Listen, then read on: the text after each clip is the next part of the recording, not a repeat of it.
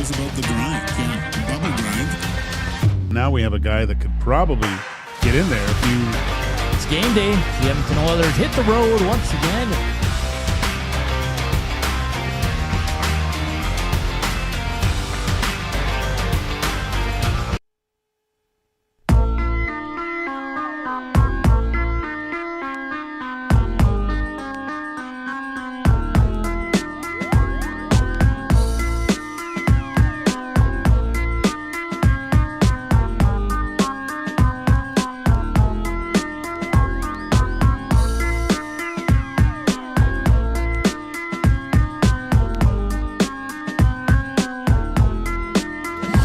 What's up, Nasties? How you doing? Happy Monday.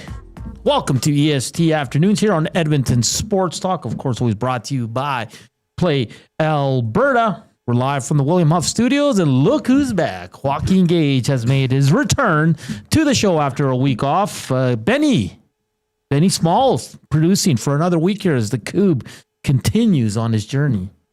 Wow, that excursion. Oh, jeez.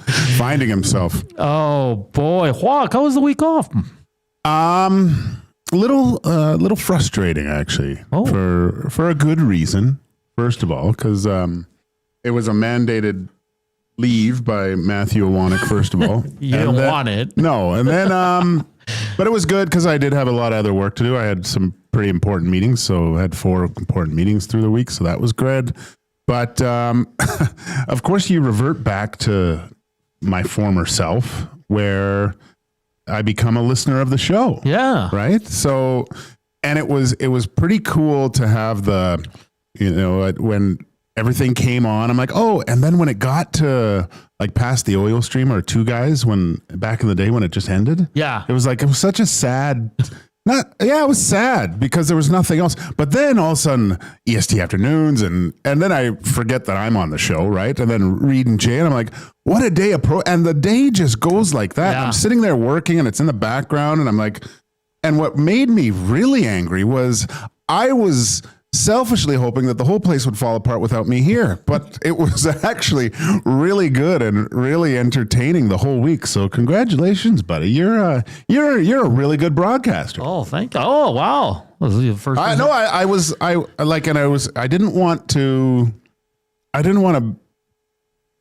keep chiming in and stuff and say things because I can't tell you how many times I was like ready to text in and stuff and say things. I go, yeah. You know what? Just take a week off, man, with your stupid takes. It was all you wanted. Things. So, but no, it was a good week off, and it was encouraging to see how flawless this station rolls through the day, and how much I looked forward to listening to every single show. Oh, that's great. Well, I appreciate that. Those beautiful words. Thank you. I needed that. Yeah, that's it. I needed that ego boost. And Benny is good too. Benny's great. Love Benny. Your dad's great. Benny was really happy. Benny was really happy when I left at the EST Nasty Bash.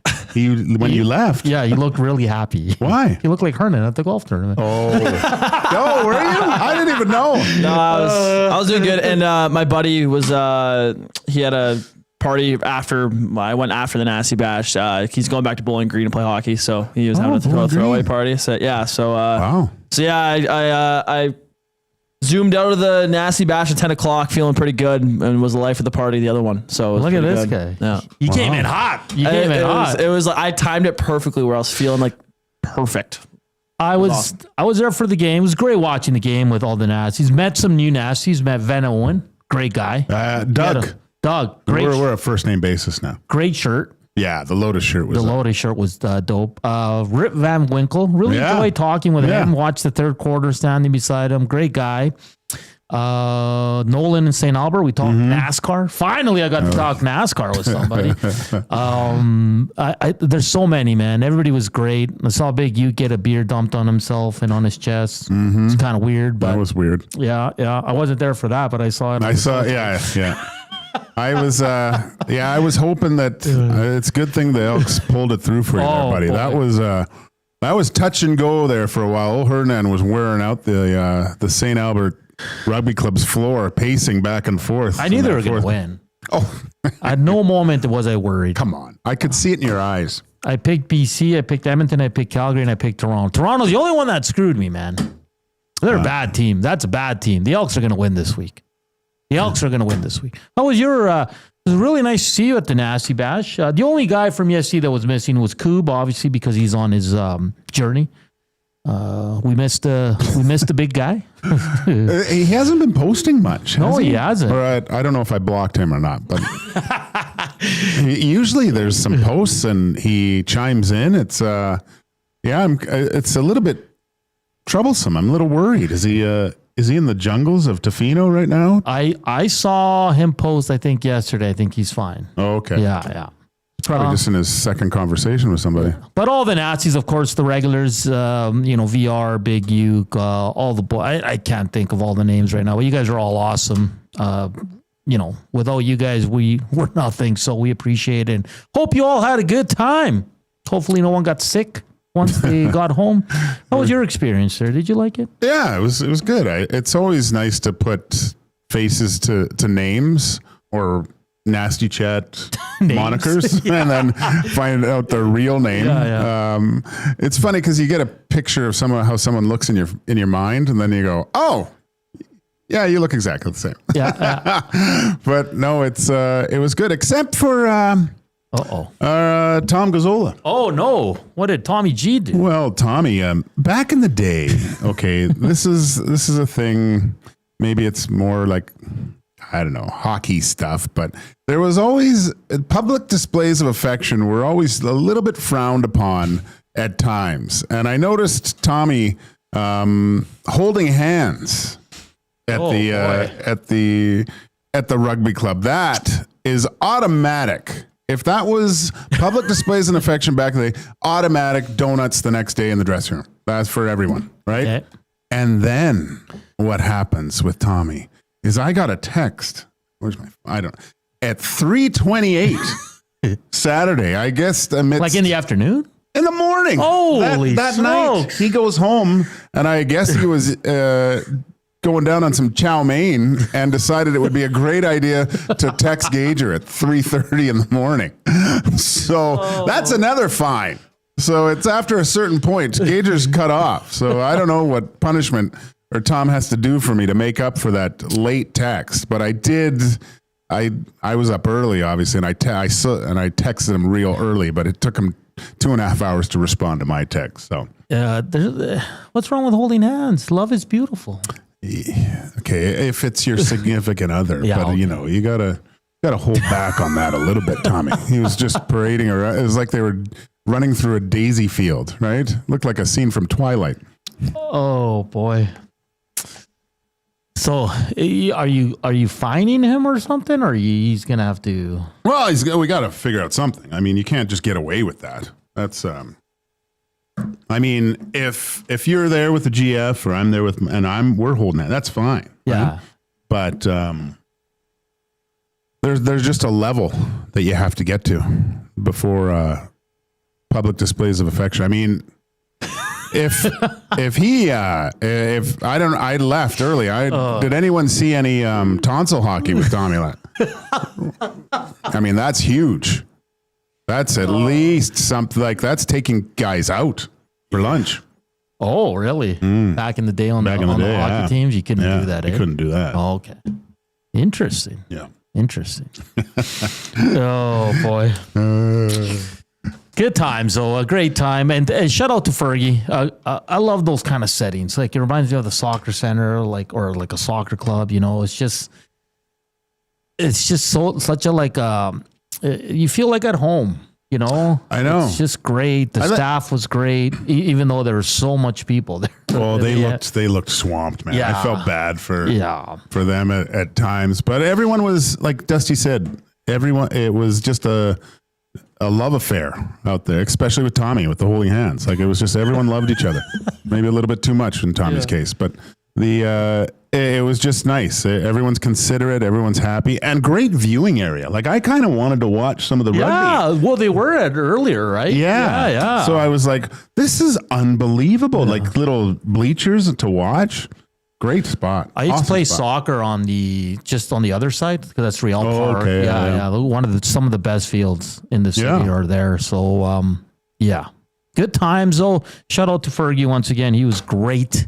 Absolutely fantastic in setting that up. I look forward to next year's. And listen, I think all of us being together really helped the Elks pull that win out. That was it's was always fun. It's always good to watch sporting events with a lot of other people that are all on the same page. Yeah. That was fun. It was, you could see or you could feel it, right? It was great for them to get a win. See everyone. Awesome. You got to see Lucas Holt, Eric's brother. Got to see former 1260 producer Freddie Papernick, Freddie P in the house. I miss Majot though. That's I saw Mujo. I must have just missed. I was leaving as he got there. Yeah. And I should probably apologize to Dash because I completely blew him off saying goodbye. I went right up to Belzy. Yeah. I was like, dabbed him up and said, bye, good to see you. And Dash, I started to leave. He goes, Gager. And I'm like, oh, shoot. So I did say bye, but I felt real bad afterwards. I didn't even notice that he was there. I was so sorry, Dash. That's bad on my part. Yeah, I saw Boom Boom was there after. I missed him as well. Did you? Yeah, I didn't see Boom Boom. Really? Yeah. You left early. Left it just after 9. Yeah. What was I going to bring up? Boom Boom was there. Yeah, I know. He showed up after. Really? Yeah. He was there before that, though, because I left around just closer to 10. Okay. Like I said, I must have just missed. Oh, this was Norman at Combine. He said, Hernan, I got something for you in my truck. Before you leave, come get me. So I'm leaving. He's like, Hernan, meet him outside. He got me a nice bottle of red wine. Really? Yeah. Wow. Yeah. Is that what you were drinking when? No, I took it home. Probably open it after. It's marathon week, buddy. Is it? Yeah, Sunday. Oh, you run Sunday. Yeah. Wow. Getting Scared? It's more like that nervous, excited feeling. So 21K? 21K, buddy. Where's the route? I can show you. Is it going up hills? No, I heard it's pretty flat. Oh, okay. Yeah, I ran Saturday. I did really good. Like I felt really good. Did really good time. So I'm feeling pretty confident. So Okay. I got to run twice this week ahead. I'll run today. Probably run either Wednesday or Thursday. I've been comparing notes with Reed because Reed ran a lot of these. So he's kind of telling me how he prepared the week of. Yeah. And it's like maybe 2 runs. What about Jay? Is Jay, I think Jay did 15 on Saturday. so he's running with you? Yeah. Are you going to be all decked Well, out it's in going to EST be garb? it's going to be us and 2,000 other people. Yeah, well. Yeah. So it's going to be great. So like the guy that was on the hangout today, he was talking about there's like bunnies or whatever. You follow a certain bunny to set your time or their pace setters. That's pretty cool. Yeah, that is How do they do that? That's crazy. intense. Where's the finish line? Shaw Conference. Oh, okay. Yeah, you start there and you finish. Oh, you finished there too? So the full marathon will continue past, and they have to go all the way east. Yeah. Yeah, which is just crazy. So how many, is it going to be a large Chilean contingent at the finish line for you? I don't know about that, but No? I don't know. Are you still smoking right at? As soon as I'm done, hand me a dart. I want to see like confetti of darts. Everybody throwing darts at me. Oh man, I wanted to have a dart so bad this weekend, but trying to keep laying off. Jasmine, stop it. What? Yeah. She was holding up that drink line up forever trying to get specialty drinks. Like, just grab a beer. You know? Yeah, It's crazy. the St. Albert Rugby Club is not a place for a martini. Yeah. All right, No. Or bottle beer or service. highball. Yeah. That's Yeah. it. Like only 2 things should be a beer or a highball. That's Yeah. it. Or shots are fine. Yeah, a shot. Tony kept, hey, you want a shotgun of beer? I was like, no. Do you want Shotgun of Do you beer. want a fireball? I was like, no. What part of I'm not drinking? I hate Fireball. Fireball's the worst. That is terrible. Like tequila's 100 times better. Rip City Steps says Gage took down 3 or 4 fish bowls on Friday. That's why we call him Fishbowl Gage. Right. Did you? No. Had 2 Guinness. Yeah, 2 Guinness. Yeah. I hadn't had Guinness in years. Eric had it. And I said, you know what? I haven't had one of those in a long time. And so I grabbed sticky rice. Bought me a Guinness. Bought me 2, actually. You know what it is about Guinness? It just always looks so good. I know. Right? Well, that first sip, too, is just great. Oh, it's fantastic. I don't know. Maybe I got to get back on the Guinness train. Actually, it was probably because I saw a thing with Jason Momoa at he was at one of these places in Hawaii that he likes to eat at. Yeah. And they were drinking Guinness. I mean, he drinks it out of the can, which is still pretty good, but it just looked delicious. It looks so like, yeah, you just want to have one. Yeah. Then you have one, you're like, yeah, they're okay. I don't mind them. I love them. I don't mind them. Joaquin, faces of the franchise. Did you agree with our picks last week for Montreal and Tampa Bay? It's so hard. Like the Tampa ones were interesting, right? Like we left Kucherov. I know. And then I can't. I think I was talking to Maddie about this at the bash. Let's see when Kucherov finally retires. What happens then? Maybe. Right? Maybe. Yeah. Montreal was easy. Yeah. You could have 2 with Montreal. You'd have 3. So, yeah. And then, so I made a mistake, so I'm going to need the Nasty's help. I deleted the file I had with all the phases of the franchise. I think I got all the teams we've done. I think we've done Vegas, Boston, New Jersey, Utah, Minnesota, Columbus, Montreal, Tampa Bay. If I missed any, please let me know. I'm pretty sure I've missed a few. And then for Who Dis, I lost the list. Oh, no. So I know Aiden O'Neill and Max Bezuzu both have 4 points. I know Big Uke has a win. I know Old Gill has a win. So I need, I think it's 4 more people that won, and I can't remember. So be honest, please. If you want to Who Dis, please just send it to the inbox, 780-218-9999, or the Nats chat. Let me know, okay? And I'll put you back in the standings because I made a boo-boo and I deleted a file that I shouldn't have. I don't know why I did that, but I need to know who's won Who Dis. So far, I have Aiden O'Neill, Max Bezuzu, Big Uke, Old Gill. I don't know who else has won. So please let me know. Please. I also got to figure out how many. Have we done Face of the Franchise every day? Yeah, we have. Oh, you're right. Yeah. Damn. Okay, then there's more teams then. I might have to go back and listen to them. My bad. I made a huge mistake. So if you've won Who Dis, please let me know.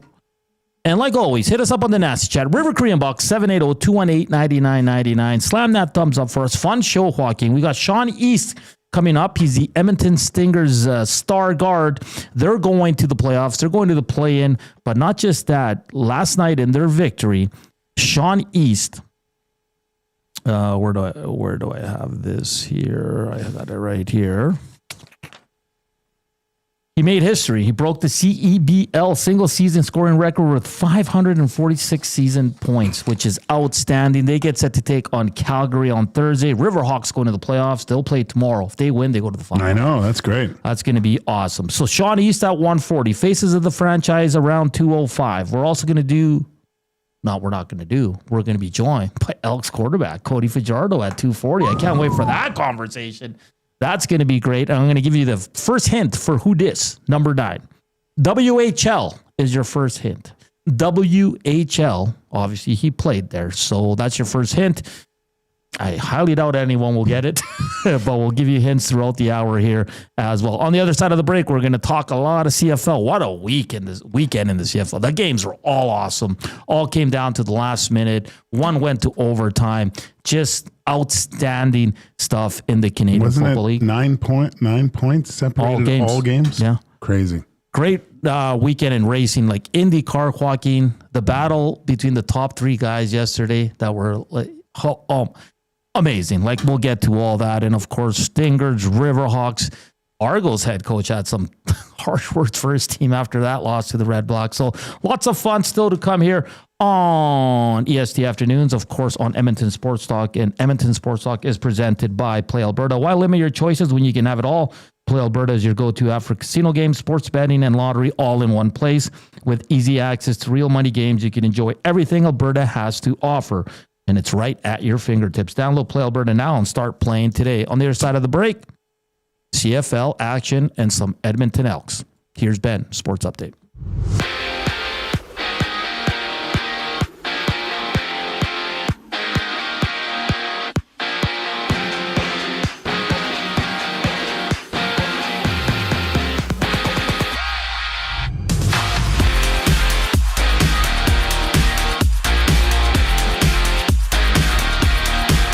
The Edmonton Elks have locked up new punter Ethan Duane after Cody Grace went down with an injury on Friday.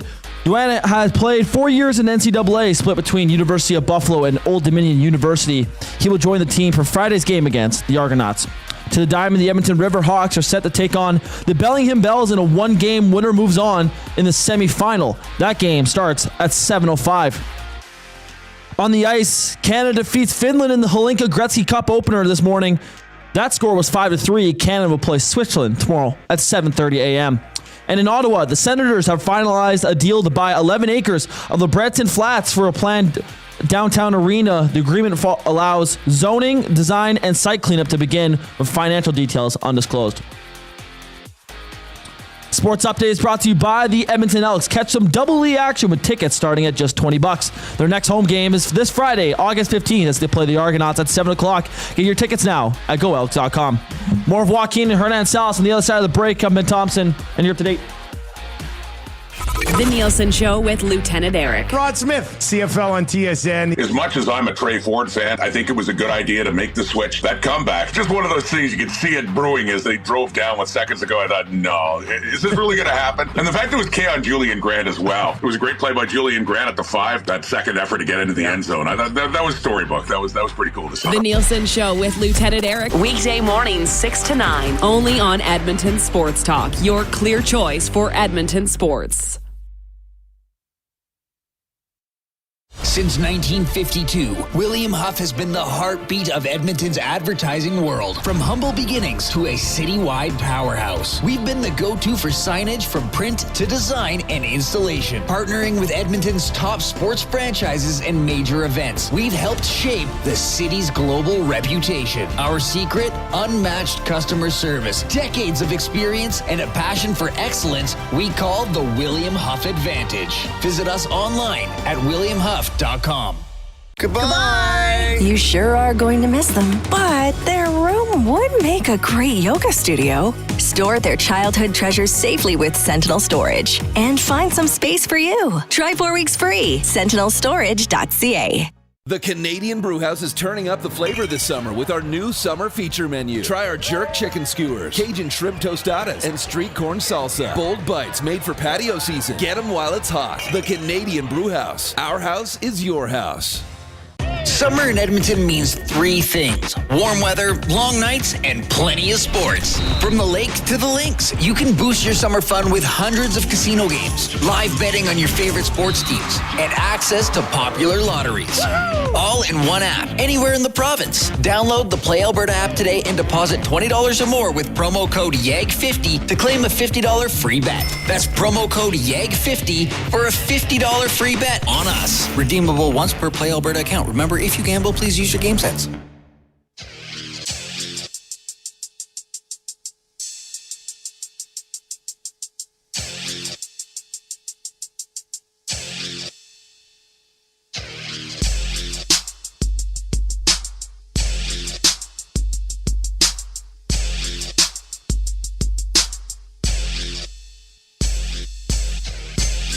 We're back here on EST Afternoons, live from the William Huff Studios here in the west side of the city. Hit us up on the nasty chat. No one's claiming that they've won Who Dis, so I truly can't remember. So we might just go with the 4 for now. So if you've won, please let me know. And like always, hit us up on the River Cree inbox, 780-218-9999. The afternoon inbox is presented by the River Cree Resort and Casino. Check out their happy hour. It's 5:25 drinks available Sunday to Thursday from 9 a.m. to 7 p.m. All right, Joaquin, the Elks pick up a big win. They're 2-6 now. I mean, I'll be honest. So okay, I'm going to give you this. This team had 0 rush yards, okay? Their leading receiver was a running back. They lost their punter due to injury. They gave up a punt return touchdown, gave up 6 sacks. They had no sacks. Do you think that team won the game? No. Well, they did. That was the Edmonton Elks. Jeez. That is unbelievable. It is unbelievable. Now, it's not unbelievable because MBT was at quarterback. And he probably threw one of the worst picks I've ever seen him. That was a pass to Tyrell Ford. Tyrell Ford had nothing to do but catch it. Yeah. it was funny because when I walked in, that's the first thing you said to me. I missed it, but hey, they took advantage of it. What, he was out? When did they pull him out of the game? At halftime. Halftime. So Caleb Evans came in. He was a little bit better, but they're just not consistent. There's a reason why they're the second and third quarterbacks on the team. They're not consistent. And the Elks, I wouldn't say they were able to take it. They took advantage. Well, they needed a last-minute drive to do it. Sometimes winning's hard in any professional sport, right?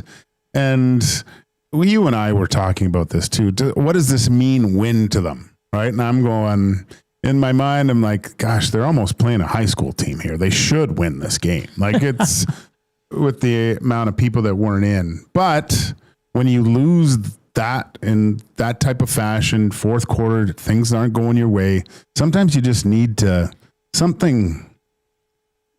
little bit of the luck, a little bit of something to happen that causes you to win, and it can get things rolling pretty quick, right? So I've seen a lot of people in the Nasty Chat and in the River Korean Bar. Is this the turning point of the season for the Elks? I think it is, because they're getting two opponents the next two that they should beat. So they got Toronto and Ottawa.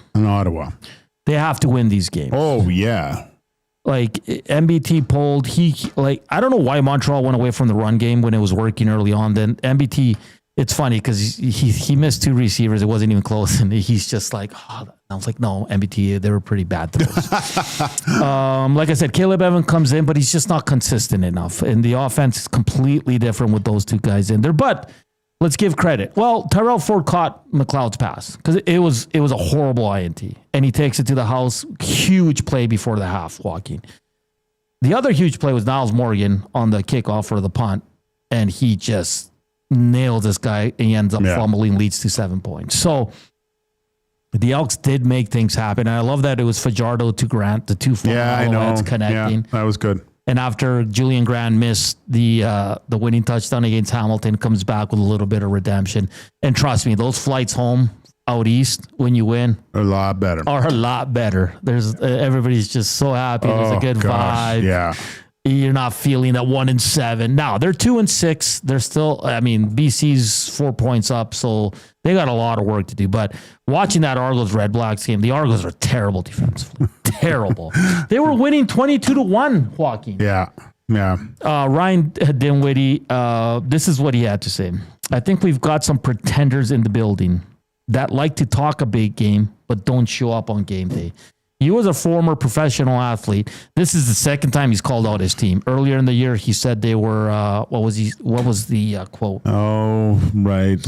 It's along the same lines. Yeah, he was calling out his players. He's done it now 2 times in a row. You as a player, he didn't name any, but I'm pretty sure they like to talk a big game, but they never show up. Like, how do players take that when your coach calls you out for twice in a season? In football, it's different because there's so many less games, right? So I think it would resonate more for me if I had an 18-game schedule, right? Like it's different. Hockey, you got tons of games, and you're kind of wrapped up in it. So after saying something like that, it really has time to fester, right? Yeah. And if you're doing it twice, and not in pretty close proximity to the other time you've mentioned it, you got to be careful as a coach, right? Because then the blame game starts happening to an extent. I'm speculating here, but there could be choices of doing things at certain times. Well, we shouldn't have done that. And you if you're going to say something like that, I think in the media, and there's more. Yeah, as a leader, you have to take a little bit of responsibility yourself too. Yeah. You can't put it all on one person or one player, your teammates. You're all in it together. You win together, you lose together. So if there starts to become a separation, then you got to start worrying, and the cracks start to form. So I'm not sure, but this is the time throughout the week is where you really kind of put everything together and make sure everyone's galvanized before you meet next. But That's what I mean. Like, so now is this team, they're fragile. Their coach just called them pretenders. They're flying out west, short week for them. Like, are these guys pissed off and ready to go, or they're like, screw this guy? Who does he think I he think is? they'll see their coach's face on the other teams under their helmets a little bit, right? And maybe that's what he's looking for, a little bit more aggression, and see if it works. I mean, it's a tool that you use as a head coach to light the fire under your team. But it's one of those arrows in the quiver. I'm making too many analogies here. It's one of those arrows in the quiver. If you use it too much, you're going to miss the target, right? Yeah, it's great. I think the Elks are going to go on a roll. I think they're going to win their next two. They're going to be right back in the playoff picture. That'd be nice. It'd be nice to have something to watch down the stretch. Even if they don't, I'd like to see it come down to the final game. Yeah. Whatever the outcome may be. But if they can blow the doors off and solidify a place, sure, fine. But those last 4 or 5 games, you don't want to see preseason, seeing who they have and stuff like that. You want every game to mean something. Yeah, and they still have a lot of warts. Like the O-line struggled mightily, gave up 6 sacks. They had 0 rushing yards, guys. 0. Yeah. 0. That is unreal. And I'll give credit to the coaching staff because they went away from it. They're like, we can't run the ball tonight, guys. Like, so, and we've been, I know I've been like, run the damn ball, but there's a time where you're like, hey, it's just not working. Like 0 yards. So the O-line's got to improve. The running game's got to improve. I like Fajardo. I like his moxie. I think he can do a lot with his team. The defense, better for sure. Again, I know, take it with a grain of salt, they didn't have Davis Alexander. But they still had 2 guys that have played a lot of games in this league. And they did their job. And listen, it was a 1-point win. Doesn't matter. You won the damn game. And this team needed it more than anything. Bad news, though, Cody Grace, their punter, who's been excellent, got hurt. And the Elks announced today they've signed global punter Ethan Dwayne. So is he going to draw in right away? Because Vincent Blanchard went in and did a pretty good job punting. A really good job. So we'll wait and see what happens. But Friday's going to be awesome. The Argos, for me, they can't stop the offense. Like their defense was awful in that game. Nick Arbuckle, he's been good. The numbers are there, but he doesn't win. It's not all on him. No, I watched the last bit, and didn't he throw a pick at the end there? Yeah. But he was getting harassed at the end. They can't run the ball either. Yeah. They have the punt returner, that's dangerous. The Elks have it as well. So this is a game the Elks should look at and be like, we have to go out and win. They cannot lose this game because then it's an enormous step backwards. But kudos to the guys. I know how happy they were. I know how much it makes it on the flight home. So they're back on the field today for day 1, and we will have Cody Fajardo at 2:40. Calgary, Winnipeg, the Kickers, man. Sergio hits a 63-yard That's field goal. crazy. Then Paredes comes back and just wins it. It was great. Absolutely fantastic. This week in the CFL, for all the people that think the CFL is Bush League and, it's not the NFL, you're missing out because this weekend was awesome in the CFL. Absolutely fantastic. You're not going to find better football. Sorry. And I like the people that are like, offside on a kickoff. Well, that happens in the NFL too. I'm going to start pointing out all the mistakes in the NFL. And then there's, but there's one media member in the city probably watches 1 game a year of the Elks, and it's the same complaint. How can someone be wearing number 42 because it was Dan Kepley's? Oh, but for me, be more original. Like it's the 3rd year in a row, it's the same complaint. Like 42 is not retired, and it's got the blessing from Dan Kepley. And they won the game, and that's what you're like. The negativity, man. Yeah. Stupidity. Yeah, whatever. Just over it, man. Like, if you're going to tweet the same thing out every year, come on.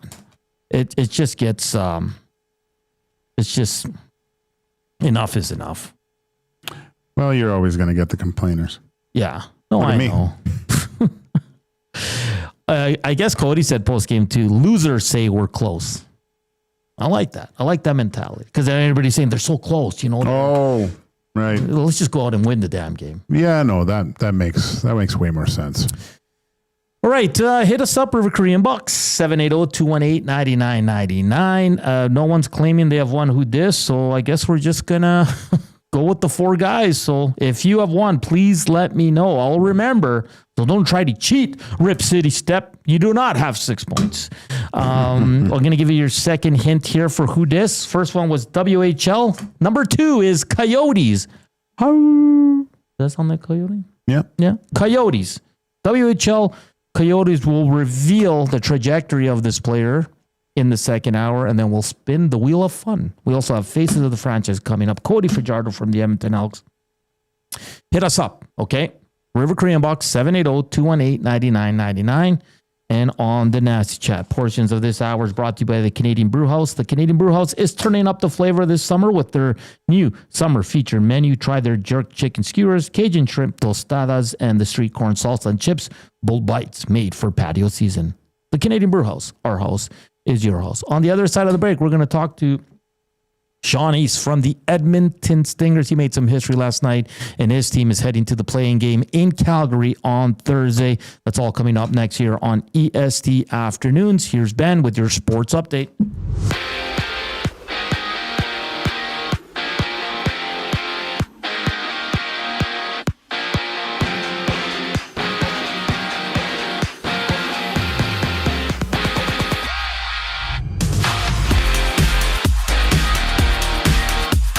The Edmonton Elks have signed punter Ethan Duane after Cody Grace's injury on Friday. Duane spent 4 years in NCAA between the University of Buffalo and Old Dominion, and he will suit up for Friday's game against the Toronto Argonauts.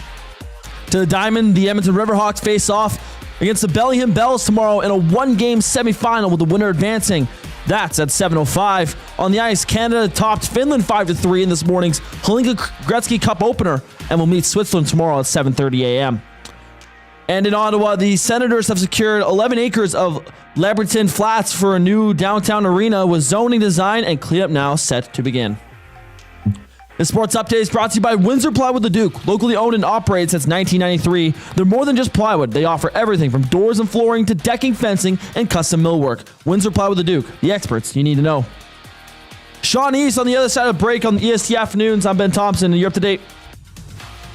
The EST Hangout. I do have concerns with Dan Campbell. I love his riverboat gambling style of coaching in a way. One of these years it's going to cost him. Would Dan Campbell have ran the ball with Marshawn Lynch on the 1-yard line in the Super Bowl that year? I don't know, because there's a great article in the Washington Post, though, that says Bill Belichick baited Pete Carroll to do that. It was actually a brilliant coaching move by Bill Belichick that forced Pete Carroll to throw that football. The EST Hangout, presented by Sentinel Storage. Weekday mornings 9 to 11, only on Edmonton Sports Talk. Your clear choice for Edmonton sports. Your home for live music and great performances is the River Cree Resort and Casino.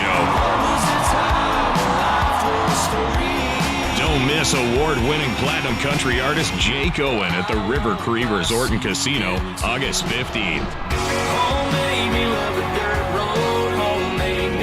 Get your tickets at rivercreeresort.com. River Cree Resort and Casino. Excitement? Bet on it. Looking for quality building materials and friendly advice? Visit us at Windsor Plywood Leduc, family owned and locally run since 1993. From interior materials for doors, flooring, baseboards, and all the finishing touches to all you need for your outdoor projects like cedar lumber for decks and fences, plus all the plywood you'd need. Our full-time on-staff carpenter can help with anything odd-sized or custom, and from domestic hardwoods to exotic selections, we've got you covered. And if we don't have it, we'll track it down for you. Windsor Plywood Leduc, we're the experts you need to know.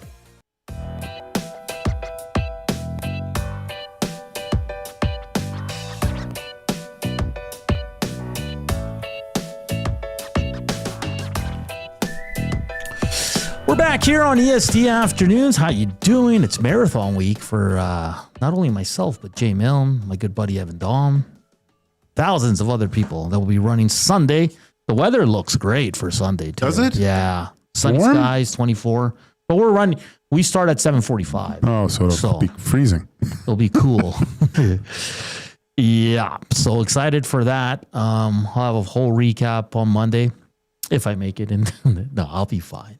You think I'll be fine? No. Why? You're doubling it up. You're going to be sore. But I've done 16, 17, and I've been okay. Really? Yeah. Yeah, but you're going to push yourself. Yeah, that's what Reed was saying. It's like you kind of like you get like a jolt because everybody's around you. Yeah, you're going to be cheering. People are going to be running pretty hard, and then you go, well, wait. Well, what's going on here? Yeah, exactly. Yeah. So, looking forward to it. Elks Friday, day one today. The Elks, 7 o'clock down at Commonwealth Stadium will host the Toronto Argonauts. Of course, EST will be down there. Should be a good Friday night. What's better to do on a Friday night than go watch the good old green and gold pick up their third win of the season? I haven't guaranteed it yet, but I'm very confident. I guaranteed it last week, and both the teams I guaranteed won. So I don't know, Joaquin. Maybe people should start listening to it. Just quickly, Bones asked, were you at the Battle of Alberta golf tournament? You go, no, Bones, I was not. That's reserved for big fish. All right, we're going to switch gears here and talk some hoops action as the Edmonton Stingers close out their regular season this past weekend with 2 wins. They head into the play-in game on Thursday in Calgary against the Surge, and some history was made yesterday, and our next guest is a part of that as Sean East, Edmonton Stingers guard, joins us on the show. Sean, how you doing today? I'm good. You? Oh, great. We're doing excellent. I guess let's start with the history part. Pretty cool, Sean. You broke the CEBL single season record with 546 season points. Just talk about how you got there and what it means for you to have this record now. Gotta give a shout out to my coaches and my teammates for just, always allowing me to, come out and play my game and just, allow me to showcase my skills. But, I wasn't really going, I didn't set out for that, but, just it kind of, throughout the season was just able to accomplish that. And I'm, very appreciative of it, but it's on to the playoffs now. Sean, so being your first season here in Edmonton, what allowed you to have this type of success and like coming into a new city, a new franchise for yourself? How were you able to accomplish this feat? Was it just all teammates, coaching, like you said? Yeah, for sure. They're putting me in the right spots and great spots to, make me look good. And they trusted me with, the team and things like that. But also, I put in a lot of work also. So, it just, everything coming together and, just them allowing me to showcase what I can do on the basketball floor. Sean, this weekend you guys picked up 2 wins to close out the season. You'll head to Calgary. Can you just talk about what led to the success this weekend in closing out the regular season on the right side with a couple of W's? We wanted to... we treated those 2 games like the playoff games because those 2 teams are in the championship weekend already. So we wanted to, let them know, like, if we was to see them, that it's going to be a good game and that, they're going to have to be thinking about us if we make it there. Sean, I don't know if you've, there's kind of a rivalry between Edmonton and Calgary. Your next matchup going into the play-in game is in Calgary. Do you feel that animosity within the city of Edmonton, and especially when you go down to Calgary too? It's going to be my first time in Calgary. We played in Red Deer earlier this season, so it's going to be my first experience there. But I could tell then, even within the first game of the season when we played them at home and just from the crowd, that that the rivalry is pretty deep. But we're going to try to leave that out and, focus on the game, and because we already got enough at stake. So just try to go out and execute and, get the job done. Sean East joining us from the Edmonton Stingers. They closed out their season yesterday, and they'll head to the playoffs, play-in game on Thursday against the Calgary Surge. That's a 7:30 start. Sean, I know it's your first year up here in Edmonton and in the CEBL. What have you made of Edmonton? You got any favorite spots to go eat or anything like that? I love Jerusalem, Shawana, however you say it. Yes. I love that place, and I love that it doesn't get dark till 11 here. The sun comes up early. Like, that's definitely different. So them is a few things that I actually do love about Edmonton. And, they got all the food that people would have in the States also. So, you can't complain about the city. It's anything you want to do, you can. If you want to stay out the way, you can. So, I love it, honestly. It was definitely a great spot for the summer. Yeah, I think everybody that's new to Edmonton brings up how late it stays light out. So it's definitely one of the top on the list for many people. Sean, you played overseas, correct, before coming over to Edmonton? Yes, sir, in Romania. And how was that experience for you? It was different. It was my first time in Europe. Just seeing different money, seeing different cultures. Even the basketball was different. So it was just, all experience. And I think that kind of helped me, give me a jump start into this league because I came from there straight here. And so that kind of helped me get a little jump start going into this league also, I feel like. Sean, what's the main difference? Because you always hear that the European basketball is a little bit different over there than here in North America. What are the biggest differences? Ooh, geez, sorry about that, man. I would say transition wise, it's faster here, but in the half court, it's more fast. It's more fast paced over there. It's kind of more tactical plays running, quick tempo in the half court and less in transition. And, over here in this area, it's more up pace, transition, get a shot within the first 6 seconds if you can. But overseas, it's kind of more run your sets, who can run.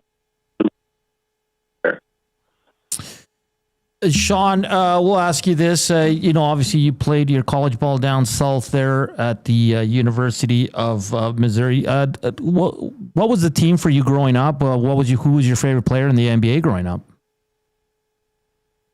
Kobe Bryant. He was my favorite player. Okay. RIP to him. But I didn't really have I liked the Lakers and the NBA team, but I didn't really have a college team. Oh, okay. So Kobe Bryant and the Lakers for sure. Sean, this has been great. Congratulations on making history. You're now in the record books as the CEBL single season record holder with 546 season points. And then you and the rest of the squad are off to Calgary for a big game on Thursday. We wish you the best of luck, and hopefully you guys can pull out the win, and we can have you on before your next playoff game. Oh, yeah, let's do it. Anytime you want me on, we can keep doing this. All right. Thank you so much, Sean. Yeah, thank you.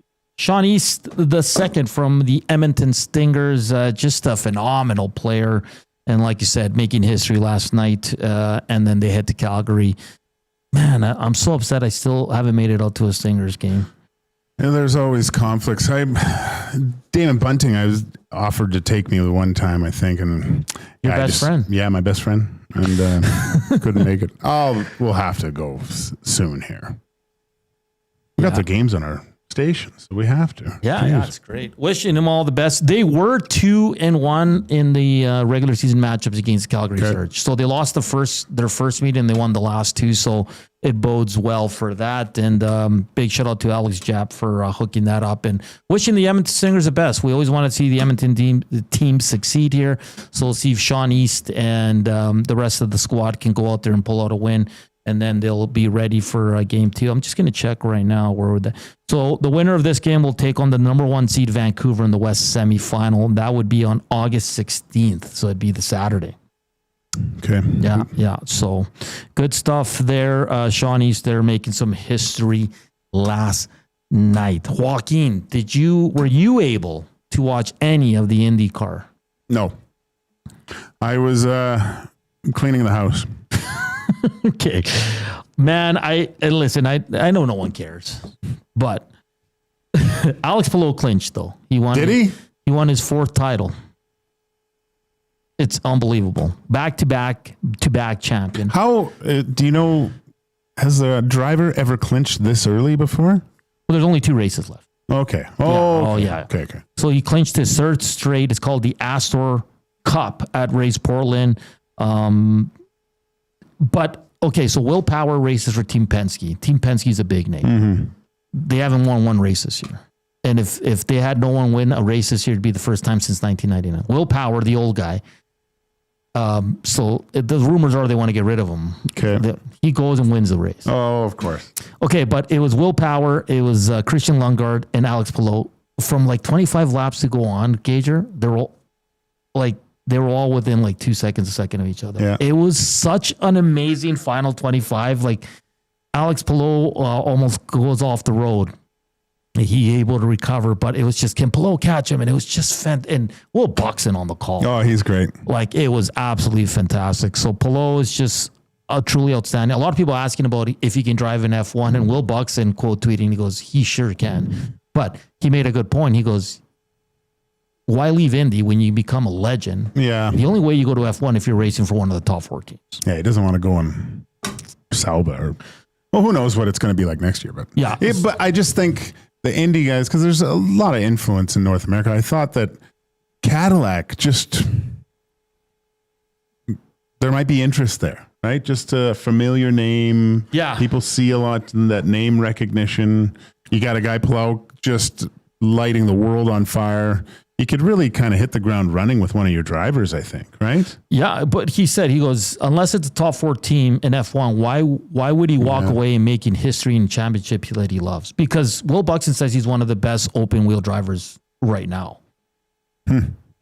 That's high praise. Yeah, and I'm done comparing it to F because they're different. Like they're completely different. Yeah. Like Indy and F1 are completely different. We've seen drivers in the past go back and forth, right, and have success in both. Some don't have success and all that, but Indy's really fun. Championship's over, so there's 2 races left. So I don't know how exciting they're going to be, but to see a guy like Alex Palou win, his 3rd straight and 4 out of the last 5, like this guy's unbelievable. Really? Yeah. Unbelievable. Yeah, I did watch some of one, and he looked way ahead, but something happened, and he didn't win. Yeah, he slid off the track, and then Scott Dixon went right by him.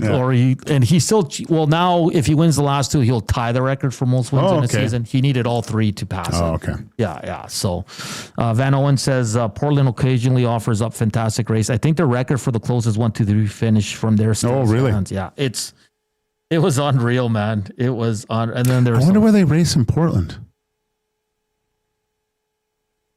Why? Well, just is it a street circuit or is it? Well, it's a road. Yeah. Yeah. But I'm just, because when I played junior, I'm just wondering where they would have it in the city. Oh, I guess that's a good question. Right? Yeah. I'll have to watch that one. Yeah. No, it'd be super duper fun. Really enjoying it, man. And then in NASCAR SVG, I don't know if you saw it. So the Xfinity series is like the level below the top NASCAR. Like a lot of the drivers there are trying to go up to. Yeah. So Connor Zilic, who's one of the best drivers, young drivers there, he wins the Xfinity on Saturday, and they always jump on top of their car. Yeah. To celebrate. He whiffed it and face planted, broke his collarbone, knocked out. Are you serious? Like, I'll show you in the break. It is, like he goes to jump on the hood, on the top of his car, and his foot gets stuck in the window, and he just falls like straight, like head first, Gager. Really? Yeah, it was. He's all good now, so everybody's like, his dad went on Twitter and said, well, pooping his pants is now not his most embarrassing moment. Van Owen says 2 short oval with some scores to settle. Yeah. He's talking about Indy for the final 2 races. Okay. Yeah. Because Pato O'Ward had pole, but then he had a problem with his car, and he was down 10 laps because they had to fix it. Oh, really? And he was because he was the only guy that could potentially catch him. Yeah. So it was unfortunate, but it's been great. And I know no one cares about NASCAR except for my buddy Nolan in St. Albert. SVG won again. It's his 4th straight road win. I don't think he has the record, but I think it's a record for a rookie. This guy's unreal. But on the oval, so he's never close. He's learning, right? Because he's never raced in he's never just turned left. Yeah. So, but on the road, he's a killer, man. Absolute killer. I did watch some NASCAR the other day, and I felt, and maybe it's because I now watch F1. Like even in F1, when I see 2 cars come close together, I kind of get on the edge of my seat. Like I'm like, oh my gosh. Well, because they can bomb. Yeah. But then you watch NASCAR, and they're so close together. And you're just like, he's like an inch off the wall. And I'm like, oh my gosh, that's got to be, your hair's on fire. It's crazy. It's fun racing. So they're close to the playoffs in that sense. So I got my auto racing talk in. We got to talk more because F1 doesn't return till the end of the month for the second stretch, right? Yeah. Which is weird because I don't know. Usually there's summer break, and it's a good portion of the summer, but I think they just did 2 this time. Oh, okay. Right, because there was a few weeks they had off, and they came back, and then they're off again. So it was like 2 summer breaks. But there's more races now, so maybe they just go. Yeah. But now, after this, it's almost every weekend, which is great. Yeah, it's going to be great. Lots of racing still to come. We're going to give you the final clue for Who Dis number 9.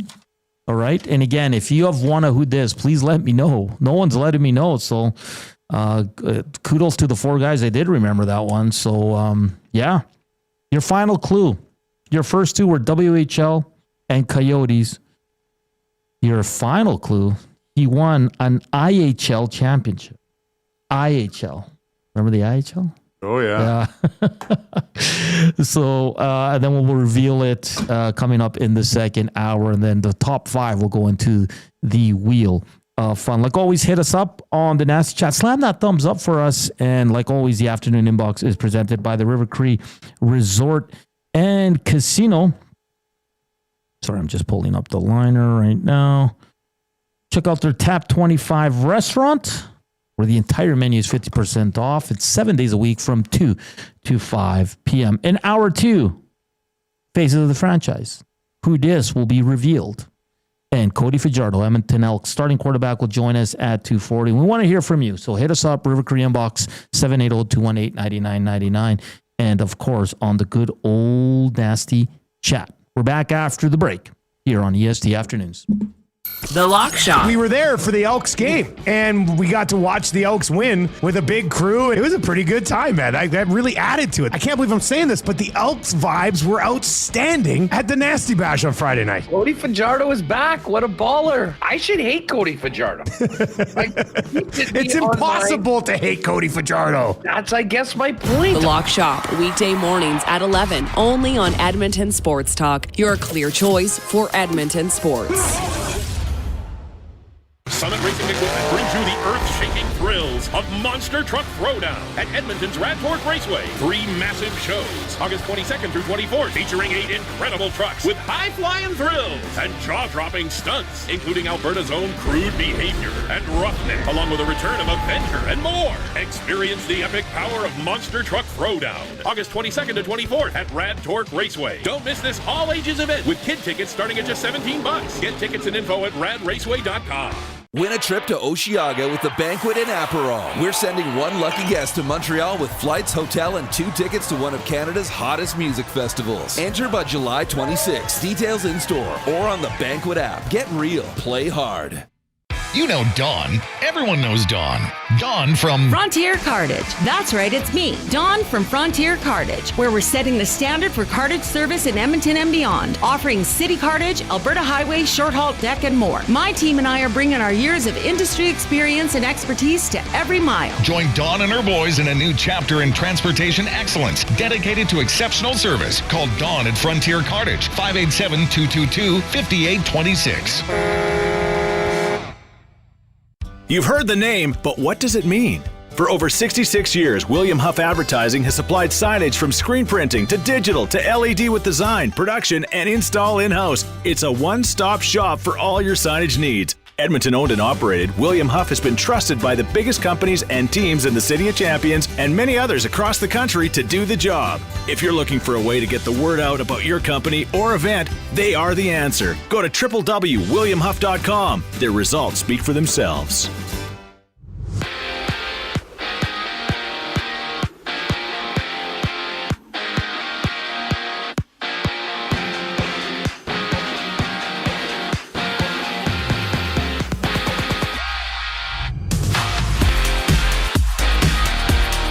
The Edmonton Elks have signed punter Ethan Dwayne. After Cody Grace went down with an injury Friday, Dwayne, who split 4 NCAA seasons between the University of Buffalo and Old Dominion, will be ready for Friday's matchup against the Toronto Argonauts. The Diamond, the Edmonton Riverhawks, take on the Bellingham Bells in a winner-go-home semifinal tomorrow at 7:05. On the ice, Canada beat Finland in the Holinka Gretzky Cup opener this morning and will face Switzerland tomorrow at 7:30 a.m. And in Ottawa, the Senators have closed a deal for 11 acres of LeBrenton Flats to build a downtown arena with zoning, design, and cleanup setup to begin. The Sports Update is brought to you by Capital Care. Financial supports deeply affects residents at Capital Care. Whether it's a one-time donation or a monthly contribution, every penny counts. Find out how you could donate at capitalcarefoundation.net. Face of the franchise of Joaquin and Hernan Salas here. I'm Ben Thompson, and you're up to date.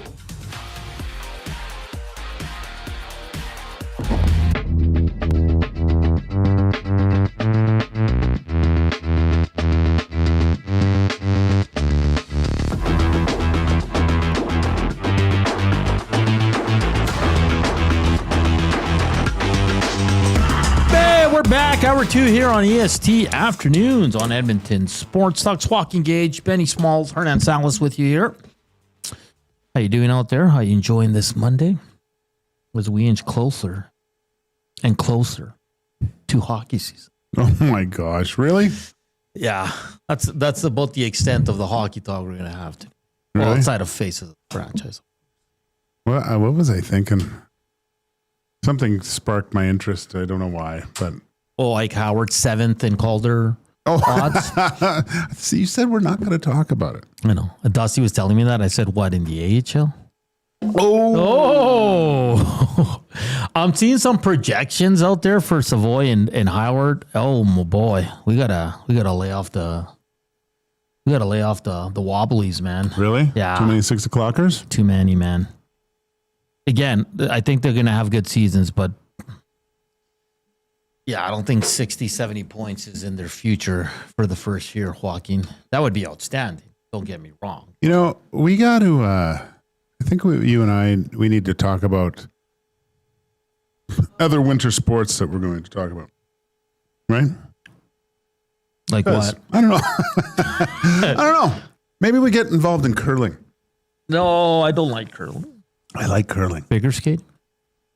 Ooh, I could have my wife on. She's she's a pro. Olympic coach. So, I like speed skating. Oh yeah, that's good. I like watching it. You know, when I did live in Europe and stuff, because they didn't have many channels, that Eurosport, and depending on where you were, it was mostly the country that it's their most popular sport. So when I was like in Sweden, it was all like cross country skiing and stuff. Like, on all the time. It's crazy. All you got to do is make a documentary about it, and I'll watch it and get into it. I'm already into the Tour de France. I think they must have at least one, because all they do is cheat. It's all blood doping, right? So all they do is go high altitude and then take all their blood out and then put it all back in. Have you the Tour de France? I'm in season 3. It's outstanding. Is that the Netflix one you're watching? It's really good. I'm sure it is. And I'm not saying I'll get into it, but because I watched the SEC one, the college one on the new one. If you start coming in here with tight bike shorts and a yellow shirt with one of those little hats, we're done. I don't think I'd ever wear one of those. I would not look. That would be not with a good your cycling shoes. There must be some Chilean. No, I think there's a guy from Colombia and a guy from Ecuador that are pretty high up. Yeah. It's a crazy sport, man. Those guys are absolute beasts. And I know I've said this, so watch that one. Watch the SEC college one. It's only 7 episodes behind the scenes of I think they do like 7 or 8 teams. It's awesome. I'll try. VR says professional StarCraft 2 is year round. I don't know what that is, man. Need Is more that a video game? Need more information in VR, because I have no idea what you're talking about, man. I did play a video game last week with my son. Which one? Did you ever watch The Walking Dead? No. Are you a zombie guy? No. Okay. I loved it. Benny, did you watch The Walking Dead at all? No, I haven't, unfortunately. Okay. I know it was a hit. At the time when it first came out, everybody was watching. It's great because it's not about zombies, really. It's about all the nastiness humans become. Okay. Right? But so there's this game, and I saw my son play it.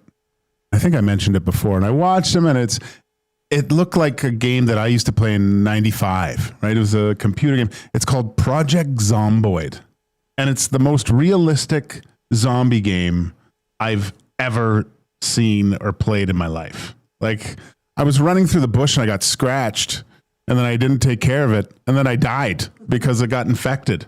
But it's in the apocalypse. Oh, really? Yeah. Oh, And it's really old school. Like it's 2-dimensional and use the keyboard to move, but it's actually kind of fun. See, I don't think VR. I think VR is messing with us. Esports, it's practically the national sport of South Korea. Yeah, I don't know if I can trust VR right now. Maybe he's messing with us and we're saying ridiculous things. Do you know? No? No, I haven't really. I mean, it wouldn't shock me. I know like esports is pretty big. No, oh yeah, 100%. But, yeah, I mean, you can wager on it, so it's legit. Yeah. I think you'd like Walking Dead. No, I don't think I would. I've seen like clips of it, and I'm like, no, if you start from the start, because there's so much anxiety in watching that you would love it. So you saying I like anxiety? You do. You said you did. Adam Zeal, European soccer's played during the winter. That's true. UFC's all year round. Very true as well. Oh yeah, Koob likes his. Yeah. We do UFC, but when it's big. Yeah. Right? Because there's one every week. There is a big fight coming up, the Alvarez Taylor fight. So yeah, I don't even know who that is. Yeah. Yeah. It's just so much because one of my Hernan's world last week was I'm watching way too much of these documentaries. I'm into way too many sports right now. I don't have enough time in the day, man. You're doing too much. Well, good thing the Tour de France is over. Okay, just back on the hockey thing for 2 seconds. Yeah. Going into last year, and we were just starting this up, how did you look at the NHL season? This is what I was thinking today on the dog walk. Like last year, I looked at it as, oh my gosh, we got to go through 82 games of this again.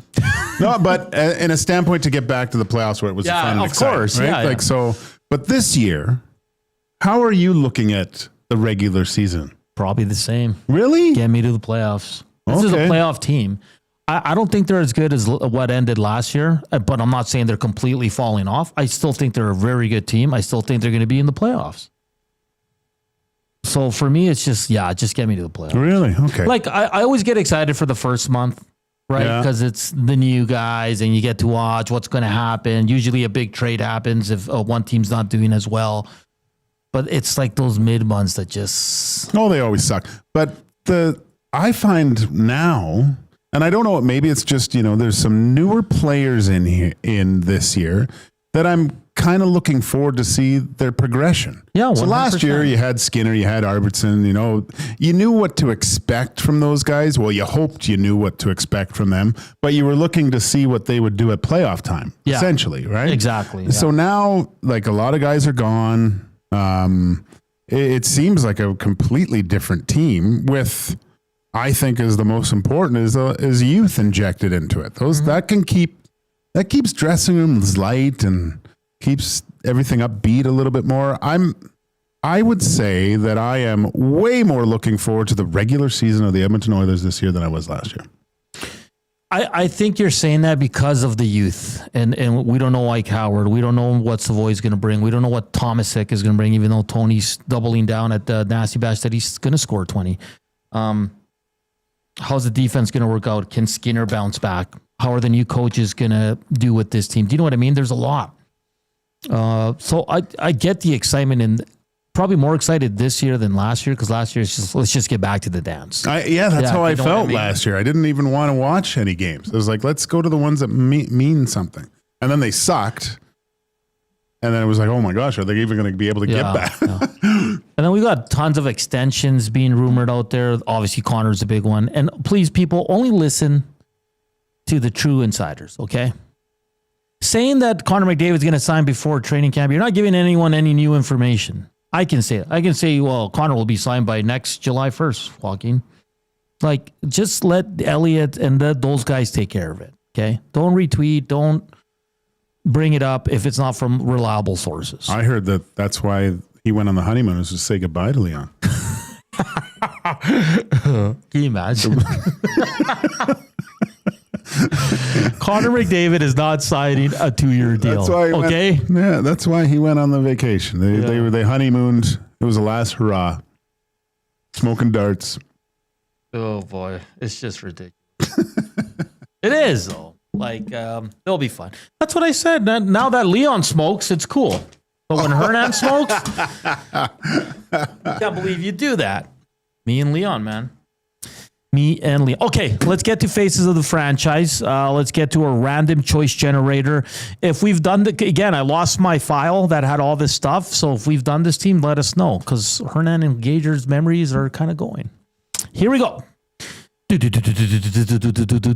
Ooh, Pittsburgh Penguins. Oh, this Piece one's of cake. This one's so easy. This one's easy. Mario. Yep. Yager. Yep. Crosby. Yep. Malkin. The last. Yeah.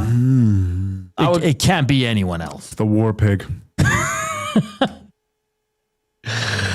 It can't be anyone else. It's Mario Crosby. For sure. Yep. Yager has to. Yager. Yep. Malkin's third in all-time scoring. This might be the easiest one yet. We're done. Well, you should have waited another 8 minutes. Well, I didn't know that was a team that was going to pop up. Yeah, I can't argue. Well, let's try. Ron Francis.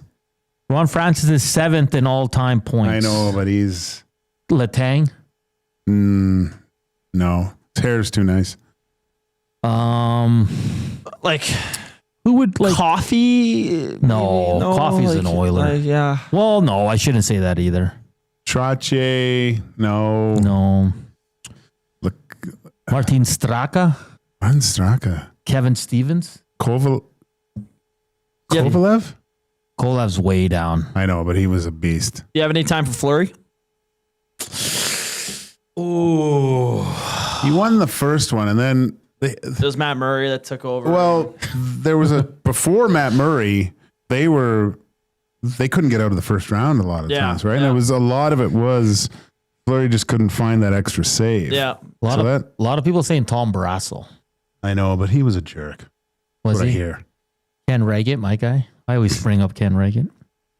The one and only Reed Wilkins says Lemieux, Yager, Crosby, Malkin. Yeah. How do you beat that? You can't. The Bison King hate from Hernan is on the Bison King. No, there's no one else. There's no one else. Is there a better 4 all time in the NHL? Oh, I think so. I think so. I think there's one. Yeah. I think it's in this city too. Yeah. Okay, we'll have to wait. Yeah, we gotta wait. I did. Puljujärvi, Schultz, Biznasty, and Warpig. Love it, Big Uke. Mark Recchi. Was Mark Recchi more a Penguin or more a Flyer? For me, he's more of a Flyer. Yeah. I think for me, it's a Penguin. Benny, can you start building that? It's working right now. Yeah, I did a test one on the Oilers one, and it gave me one, so it was good. So we'll. There's been some great players like Letang. Who's in the gift shop? Letang, because he's 5th in points. He is 3rd in all-time games played. Yeah. Yeah. He's got me there.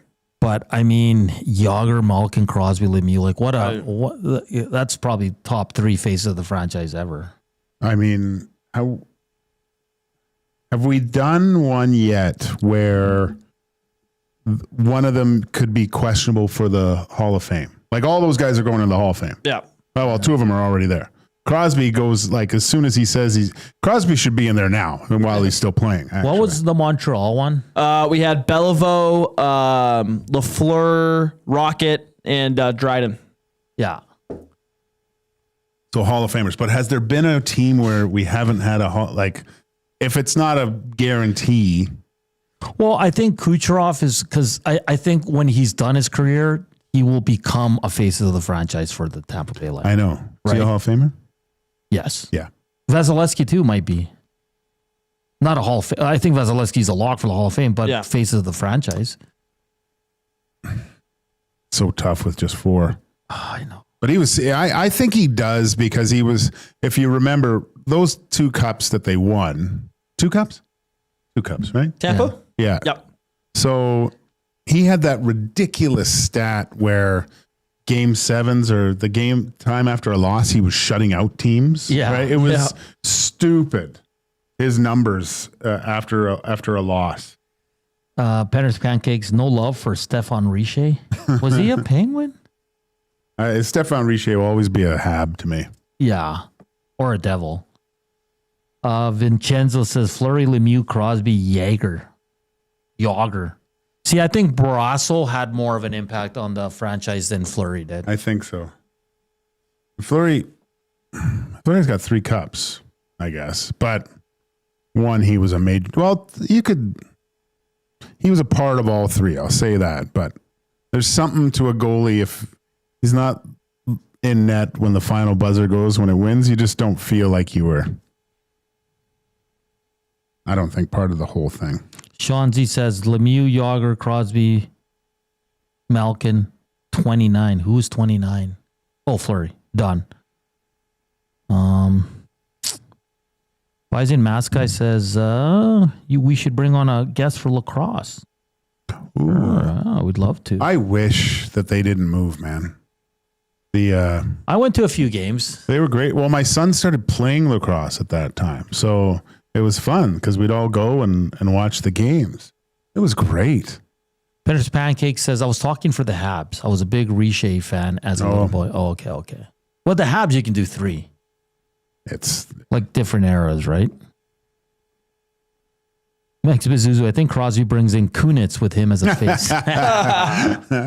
Okay, so we're settled. It's very easy. Like, this is one of the easier ones. So it's the Magnificent one. Double J. It just loaded up here. I'm going to post it up. Sid the Kid and Gino. Mm-hmm. That might be the best one ever. It's, I mean, what a power play. You could have just those 4 guys on. It's gone on your power play. That's it. Doesn't matter who the 5th is. Rip City Step, Pascal Dupuis unlock Crosby. Ulf Samuelsson. Oh, legend. How about who's the Bork guy that played? Phil Bork. Didn't Darius Kasparaitis play for them for a long period? He did. Yep. He sat at the draft. He was sitting next to me. Larry Murphy, Joe Mullen. Murph. Kevin Stevens was good, eh? Joe Mullen, that's one of the greatest U.S. players of all time, right? Robert Lang. Remember Langer? Yeah. They had some sneaky good checks, right? Straka, Lang, Yager. Herdina. Remember Jan Herdina? Jan Herdina. It's crazy because... Jean-Claude Van Damme, remember? When he won them, like he went in for a period there. Who? Ever see that movie, Sudden Death? Oh, yeah. We talked about that last week. Oh, look at that. Look at that. Look at that one. This is beautiful. Oh, my God. That's awesome. Beautiful. Look there you have it. Faces of the franchise for the Pittsburgh Penguins. There could be nobody else. No. Nobody else. Holy smokes. That's great, eh? Look at Yager. Look at that. The curls. Wow. Sweet. They do a hair. pretty damn good job of like nailing like the facial structure and the features and everything. It's pretty good. That's great, awesome. man. That is absolutely fantastic. Oh, man. Hey, hit us up. Nasty Chat. What are your thoughts? Afternoon Inbox presented by the River Cree Resort and Casino. You want to check out some shows in the month of August? Check out Jake Owen on August 15th or All Shook Up, an afternoon tribute with the King, Elvis Presley. It's three eras of Elvis in one show. That's on August 17th. All you have to do for tickets is go to rivercreeresort.com or hit up the River Cree box. And if you're listening, go back and look. Go onto the YouTube later and have a look at that because that is outstanding. Outstanding. Okay. We've given out 3 hints. WHL Coyotes won the IHL championship. One person already has this player. I don't know how. So now, the next 4 that come in will join the Wheel of Fun for Who Dis.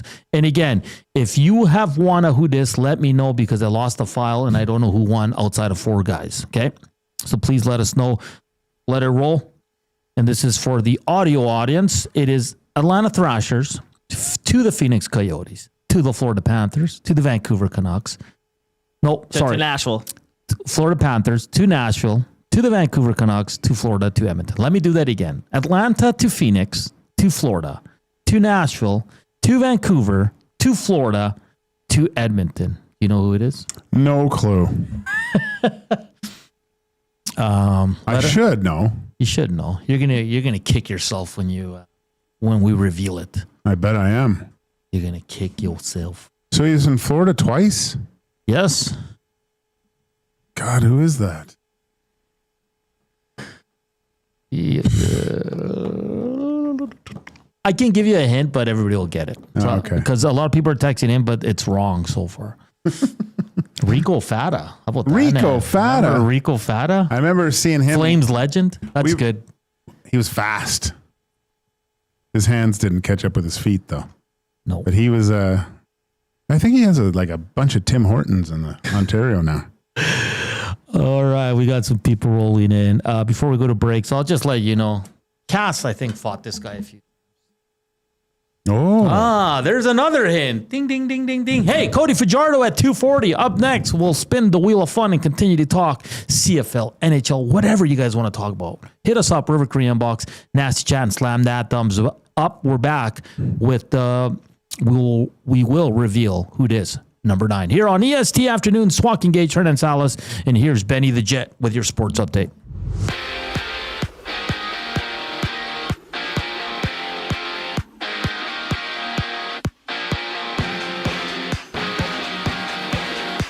The Edmonton Elks have brought in punter Ethan Duane after Cody Grace was injured Friday. Duane played 4 NCAA seasons between the University of Buffalo and Old Dominion, and we will join the lineup against the Argos this Friday. To the Diamond, the Edmonton Riverhawks meet the Bellingham Bells tonight tomorrow in a one-game semifinal at 7:05. The winner advances to the final.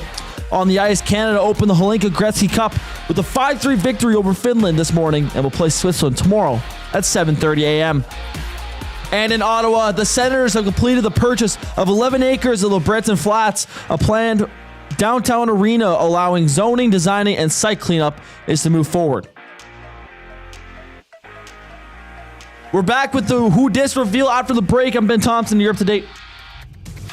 The Reed Wilkins Show with Jay Milne. We're pleased to welcome to the Reed Wilkins Show with Jason Milne, Colin Mockery. What is something that you can say during a Leafs/Oilers game that you could also say during a romantic encounter in the bedroom? I'm pretty sure that one was in. It's just a little choke. The Reed Wilkins Show with Jay Milne, weekday afternoon 3 to 6, only on Edmonton Sports Talk, your clear choice for Edmonton sports.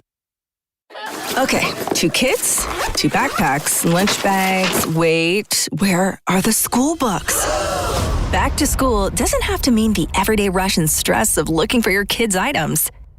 Have more zen in your mornings. Find space for your family's needs with Sentinel Storage. Go back to school with 4 weeks free. Reserve your space today and find the peace of mind your morning needs. Visit sentinelstorage.ca. Buy Canadian, store Canadian. Your home for live music and great performances is the River Cree Resort and Casino. Don't miss award-winning platinum country artist Jake Owen at the River Cree Resort and Casino, August 15th. Get your tickets at rivercreeresort.com. River Cree Resort and Casino. Excitement? Bet on it. Everyone knows when you need a truck now, you call Dawn. That's right. You call us, Frontier Cartage, when you need driver coverage or have a truck that's down. You call Dawn from Frontier Cartage. When you've got way more freight to move than you thought. You call Dawn from Frontier Cartage. When you need a truck that's available and ready to start anytime you need. You call Dawn at Frontier Cartage, 587-222-5826. 587-222-5826.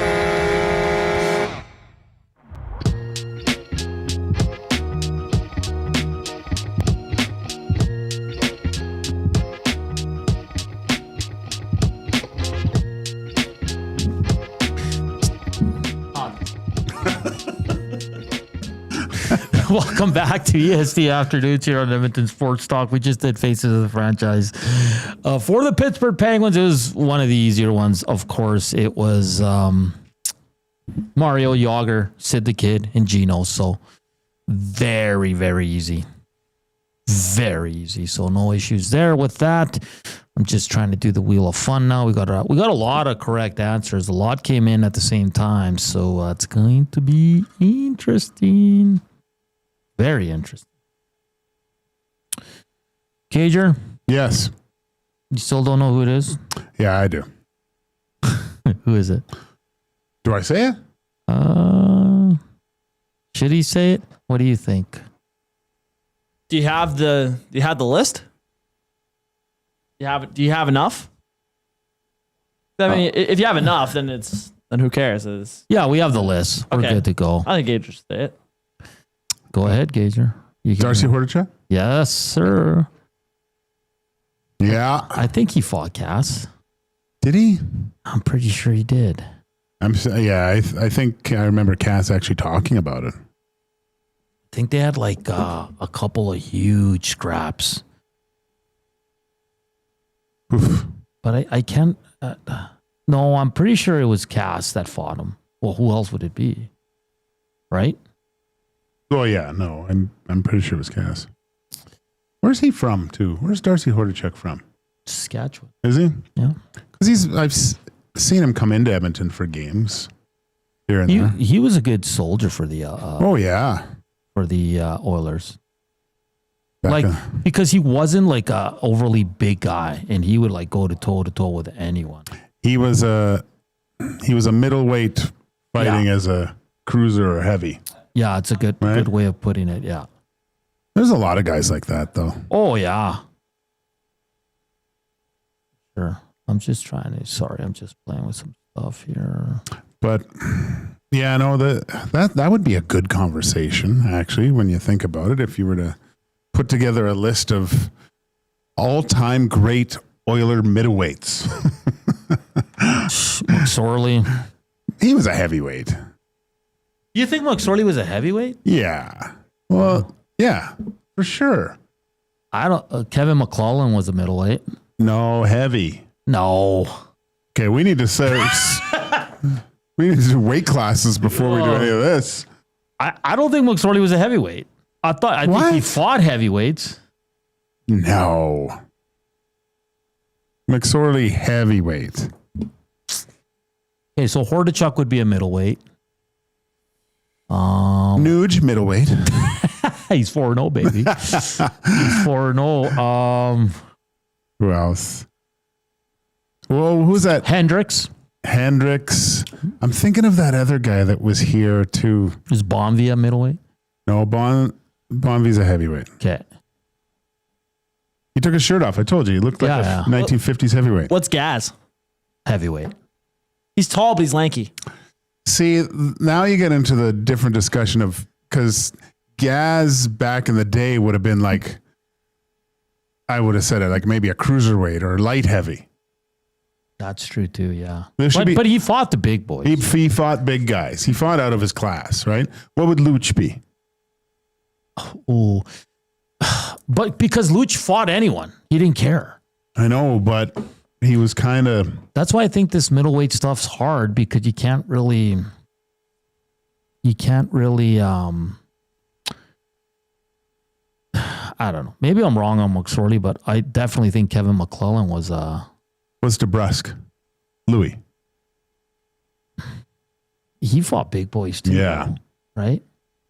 So can we sit here and say middleweight when these guys fought the big boys? Because who's your classic middleweight? Classic middleweight? Like for any team? Matthew Barnaby. Perfect. So then have the Oilers had a player like that? It's tough to say like that. Like Hendricks would fight. Yeah. But he wasn't the best fighter. No.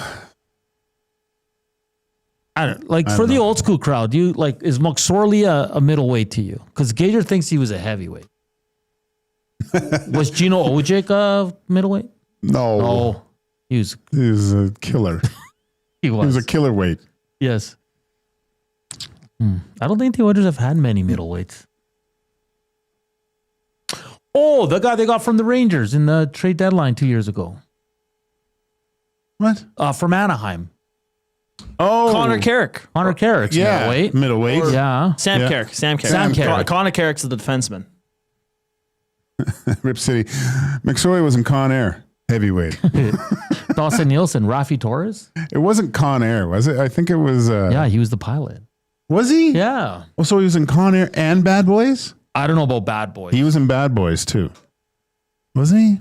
I don't know. Maybe not. Rafi Torres. But he didn't fight a lot. He just hit people illegally? Yes. Bucky was a middleweight. Bucky, the ultimate middleweight. Yeah, because he'd fight some. He was like a welterweight, just above middle. Yeah. Well, I don't know how the weight class. No, I think wouldn't welterweight be under middleweight? I think that's maybe. Castor, who we saw at the Nasty Bat. McCurdy is a heavyweight to me. Yeah, I don't know. That's a good question. Darcy Hordichuk for sure. Oh, Yeah. Ben Eager? Ben Eager, that's who I was thinking of. 1 year in Edmonton. Mm-hmm. He was a gamer. But he got knocked. He didn't fight when he was here though. Not before. He had a really bad year here. Yeah. It was terrible. Is Cassian like Zach Cassian? Oh, good one. He might be a middleweight, yeah. I would say he's a middleweight. Yeah. A good one from Old Gill, Stortini. Zach. Huggy Bear. Huggy Bear. Oh, man. When the stewardess came out and said how you fasten seatbelts, it was a picture of him. Sorry, flight attendant. Flight attendant, yes. McSorley was also in CSI Miami in 2005 for one episode. Really? Oh, is that right? Gosh. The original one or the one with Horatio? Because that one's Miami. I love that show. I used to watch those every night before I went to bed. Like I love them. I love them. Well, I was in Europe. I devour those things on DVD. They were great. Grissom. Horatio. Who's more likely to be suspended first in today's day and age? Scott Stevens or Rafi Torres from Dawson? You know, you would think that it would be Rafi, but I think it would be Scott Stevens. Oh yeah, he'd be lame. But the thing is, out like nobody's business. He hit clean. Like he didn't put his arms up in the air or elbow guys, but he would target the head with his shoulder. Yeah. Like back in the day, his hits were considered clean hits, but they were predator. Oh yeah. Guys like Darian Hatcher were just vicious with elbows. Like guys would beat them and then they'd clothesline them. Yeah. Bone says Kevin McClellan, Pat Hughes, Dave Hunter, Zach Stortini, Shane Corson, all middleweights. Gregor says Shane Corson. That's a good one. Is a good one. Yeah. He was tough though. God, he was tough. Because a lot of middleweights, like for me, Jerome McGinley is a middleweight because he could throw down. Yeah. Oh, right? yeah. Same with Vinny LeCavalier. Like guys that are like really good players, but will drop the mids if they have to. Doug Waite was a killer too. Yeah. But I think sometimes those middleweights are interesting because you think, oh, this guy, and all of a sudden they know how to fight. Yeah. It's kind of like the Nuge. When you watch the Nuge fight, it looks like he does it all the time. Like he's actually quite good at it. So, it'd be an interesting one to me because he's my favorite fighter, and I hate to say this but Sean Brown. Old Gill just says Sean Brown. Oh man! But he didn't fight a lot. He did when in the minors and stuff, and he beat the tar out of guys. I was at Mac T's place, and we were talking about Brownie, and yeah, he was a killer. His technique is perfect, though. Yeah, it was unbelievable. And I told you that I would fight George LaRock before I would fight Sean Brown. Wow, on the ice. Big Uke says season 4, episode 9 of CSI Miami. McSorley. Oh my God. Oh, that's why we love you guys and gals. You guys are awesome. Absolutely awesome. Okay, you want to spin the wheel here? So our 5 contestants today, Bison Mask Guy, the Big Uke, Old Gill, who came in before we revealed the actual image, Aiden O'Neill once again, and Hampton Steve. Are you ready, Joaquin? You notice we're showing the wheel now? I know. This is great. Here we go. Ooh, round and round she goes. Where she stops. Winner is Hampton Steve on the board with 2 points. Never a doubt. Never a doubt. You know what I'll do to find out all the other who dis? I'm going to have to go back and listen to who won. It's a lot of work for Hernan. Congratulations, Hampton Steve. You're on the board. You're on the board, buddy, with 2 points. Aiden O'Deal, Max Bezuzu lead with 4. Old Gil, Big Uke have 2. And there's 4 more, and I just don't remember right now. So if you did win, let me know. Dawson Nielsen with 2 really good ones. Yes. Hey? Wendell 2 Clark. and Wendell Clark. Wendell Clark was so good. I told you the time when I played against Wendell a couple times. Yeah. And he'd, when the doctor tests your reflexes in the, when your physical or whatever hits the pot. And Wendell, he wasn't the fastest guy, but he was really shifty. Like he would stop on a dime and twist, and he had a really good wrist shot. And he went down the wing and he stepped to the middle real quick and he took a wrister. Yeah. And I go, it's coming pretty fast at me. And I didn't have to, but it hit me in the knee right in that spot. And I swear my knee just went boop. It was like, oh my God. Oh, Jordan Tutu, Matt Cook, Evander Kane, all good ones, man. Clutterbuck, he was a good one. Yeah. Now there's some good middleweights.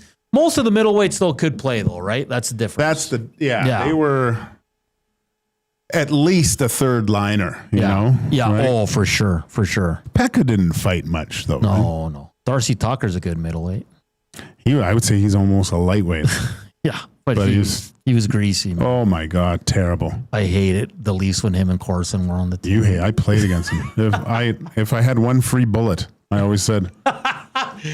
Hey, keep sending those into the River Cree box 780-218-9999 and end the nasty chat. Who's the best middleweights in the NHL or for the Oilers? The Oilers, I don't think I've had many, but they've had some good ones. So we'll continue the conversation as well. But coming up next, Cody Fajardo from the Edmonton Elks joins us here on EST Afternoons. Keep slamming that thumbs up. And a reminder, Reed Wilkins, Jay Milne coming up from 3 to 6. We're back after the break, but first up, a sports update with Ben.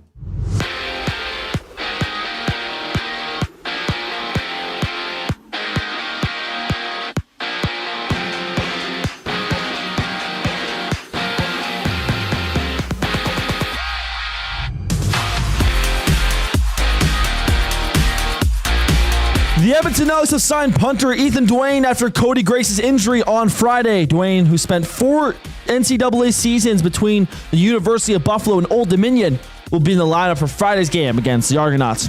To the diamond, the Edmonton Riverhawks face off against the Bellingham Bells tomorrow in a one-game semifinal, with the winner moving on. That goes down at 7:05. On the ice, Canada kicked off the Helenko Gretzky Cup with a 5-3 win over Finland this morning and will take on Switzerland tomorrow at 7:30 a.m.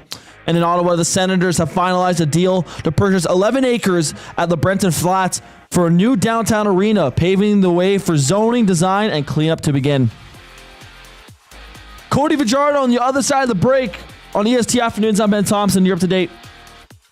Avocado and feta dip, passion fruit cheesecake, and cocktails that taste like summer in a glass. Try the new feature menu at The Banquet. Refreshing, craveable, and made for sunny days. The Banquet. Get real. Play hard. You've heard the name, but what does it mean? For over 66 years, William Huff Advertising has supplied signage from screen printing to digital to LED with design, production, and install in-house. It's a one-stop shop for all your signage needs. Edmonton owned and operated, William Huff has been trusted by the biggest companies and teams in the City of Champions and many others across the country to do the job. If you're looking for a way to get the word out about your company or event, they are the answer. Go to www.williamhuff.com. Their results speak for themselves. Summer in Edmonton means 3 things: warm weather, long nights, and plenty of sports. From the lake to the links, you can boost your summer fun with hundreds of casino games, live betting on your favorite sports teams, and access to popular lotteries. All in one app, anywhere in the province. Download the Play Alberta app today and deposit $20 or more with promo code YEG50 to claim a $50 free bet. That's promo code YEG50 for a $50 free bet on us. Redeemable once per Play Alberta account. Remember, if you gamble, please use your game sense. Your home for live music and great performances is the River Cree Resort and Casino. Don't miss award-winning platinum country artist Jake Owen at the River Cree Resort and Casino, August 15th. Get your tickets at rivercreeresort.com. River Cree Resort and Casino. Excitement? Bet on it.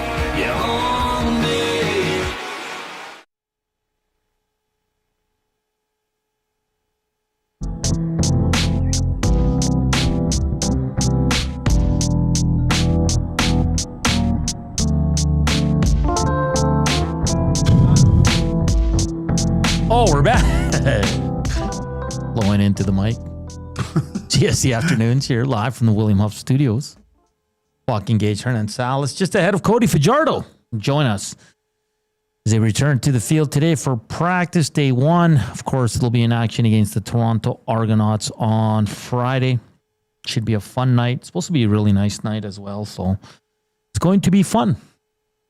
See if they can build off the big win in Montreal. And then they head to Ottawa, and then it's the Labor Day Classic. Oh, that's always fun. It's always fun. Join us on the bus. Just go to Edmonton Sports Talk, Labor Day bus. Click on there, and you can sign up there. It's going to be a lot of fun. A lot of the EST crew is going. A lot of the Nasties are going. Should be fun. I've never been to a game in Calgary as a fan. I've been there, obviously, with the Elks. Yeah. But, it's going to be fun, man. It's going to be a good time. Can't wait.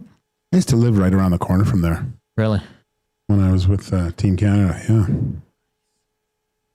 You like Calgary? Yeah. Good city. A great city. I probably had the construction, best, though. Yeah, I probably had the best stone air ever. Really? In Calgary, yeah. Can't remember what I ate in Calgary. Didn't go out that much. No. Hey, sometime this week, I'll look into it a bit more, but we got to start talking a little bit about what's happening down in Texas with youth hockey down there. Sure. It's pretty interesting that the Dallas Stars seem to be buying up all the rinks around and monopolizing ice time and charging ridiculous a pretty penny. amounts. Yeah. And actually, I talked to Tyrell Spitzer. There's a company out east that's doing the exact same thing in the U.S. So pretty unfortunate if it's going to limit people from getting access to ice, right? That's not cool. Not cool at all. Yeah, no, definitely we'll reach into that. So we're just working on Cody here. Doesn't seem Benny can get a hold of him. I'm just going to send Mike or Curry from the Elks something real quick here, and then we'll just keep trying them here. Maybe they're in meetings. Could be. But, I mean, with Fajardo, I mean, you've been around, like, with Trey and MBT. What was their relationship like from the outside in? Was it... I mean, I always saw it as good. I mean, like, don't get me wrong, I'm not hanging out with them, and like, because the quarterbacks meet, so I don't know what happens in the meetings. They probably all go through their plays and what they're seeing and that. It always looked good to me. Yeah. You know what I mean? I Yeah. never heard anyone talk smack or anything like that. Again, only one guy can play. Yeah. Right? So the other two guys are always going to be a little bit more disgruntled. Yeah, exactly. Human nature. Well, that's the first reason I got into F1 was that whole relationship, right? It's but it's the only sport where the two guys can both play. Exactly. So it's different, but you're still in competition. Oh, 100%. So for me, I never saw anything towards that. And we do have them, as we're very happy to welcome into EST Afternoons from the Edmonton Elks, quarterback Cody Fajardo. Cody, how you doing today? You're on with Joaquin and Hernan. Good. How you guys doing? Oh, we're doing excellent, Cody. Let's talk about last Friday. Just a big win for the club, a very much needed win, and just talk about you connecting with Keon, Julian Granter, the two former Owls connecting for the game winner there. Just talk about what it meant to pick up that win on the road. Yeah, you said it. Much needed win. The past 2 weeks, we felt like we were extremely close versus very good opponents. But close isn't going to get the job done. And at the end of the year, they ask you how many and not how. So we felt like this was a must-win game versus a very good Alouettes team, a team that I'm very familiar with, playing in a hostile environment. But to to have two guys that kind of got shipped out of there to end the game the way that it did, it was almost storybook. And I kept telling people all the time, I said, you know what? I don't think you can write a better story than the way that game ended and Keon scoring 2 touchdowns, especially with everything Keon went through the week before with Hamilton. He just put his head down and worked, got another opportunity. And this time I knew for sure he wasn't going to let anything happen for us not to win that football game. Cody, first of all, I got to thank you because my partner over here guaranteed a win there, and I was with them on Friday watching, and we were. I was quite happy to see your brilliance at the end of the game and securing that win. But Cody, can you talk a little bit about just how this overall season and staying prepared and what you did to keep yourself at the top form to be able to come in and help this Elks team obviously get a few wins and look like they're on the right path to turning things around this year? Yeah, you know what? That's a great question. I honestly, I prepared the way that I did as a starter early on in the year. The only difference was just not getting the reps. And so that first game against Sask, I didn't feel as comfortable as I wanted to, just because I felt like I wasn't comfortable with the receivers. We didn't have a lot of reps together. We didn't get any training camp reps together. The only actual live reps we got were in like last minute action in a game where I kind of got thrown in there. But so going into Hamilton game, I felt really good. And then as the weeks progress, you kind of just get more comfortable back in that starting role position. But during the first half of the season, I just really draw back on my experiences of being a starter. And you're right. I mean, it's really hard to come off the bench and try and perform to what I'm used to and what I felt like I did last year and the last couple of years of playing as a top quarterback in this league. So you just got to draw back on those experiences and have that confidence and that belief in yourself that when you get your opportunity, you're ready to help this team win some football games. Cody Fajardo, Edmonton Elks quarterback, joining us here on EST Afternoons. Cody, let's just go back to that game in Montreal. Like you said, you've played there. And I know you said before the game, you have a lot of love for Montreal. You won your Grey Cup there, and you understood that it was a business decision. But for a quarterback, is there a better scenario than getting the ball with just over, the last 2 minutes of the game to go win it and in the end win the game like that? Like, is that when you want to shine the most? You grow up as a young kid, or at least I did, and I'd be in the backyard pretending that it's the fourth quarter, 2 minutes, down 6 points or down 3 points, right? So you grow up putting yourself in that situation and kind of envisioning that. And so to actually have that opportunity against your former ball club that kind of shipped you out, it was, like I said, it was storybook. But, I really drew, when I went out for that final drive, I really drew back on the Grey Cup in 2023. It was very similar. We were down. We had to go down and kick a field goal to actually go to overtime, score a touchdown to win. So when I went out on the field, I just thought, this game isn't nearly as big as the Grey Cup. It sure felt like it because it was my former team and we were desperate for a win. But I just kept telling myself, I was able to do it in the Grey Cup. I'm able to do it now. And just give that belief and that confidence in myself. And we got that first down. Rank had that great catch, and then you start feeling the offense kind of moving, and you're like, yeah, this can actually happen. And then guys start to believe a little bit, and then it ended the way that it ended. So I've always put myself in those situations. I've been very fortunate in my career to be put in a lot of those situations and come out on the successful side of them. And so that's why you just draw to those experiences and you just understand it's one play at a time, but it's one heck of a story when you win a game in a walk-off in that fashion.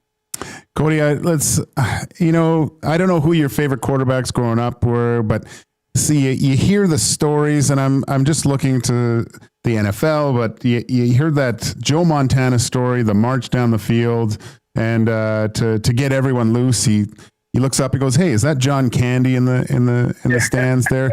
Was you saying that you didn't get a lot of reps with this receiving core? It's coming along now, but is there, I don't want to age you here, but being a veteran and being in these types of situations, is there little subtle things that you can say to your team in the huddle to say, "Oh my gosh, we got this"? Was there a moment like that on Friday night? I honestly just try to bring a calming presence to the huddle. Sometimes I just ask the guys how they're doing, and I just remind them how lucky we are to be playing football. And there's a couple times I'll be in the huddle and I'll be like, "Just look around, fellas. Like, what a great atmosphere," or "How are we all doing right now?"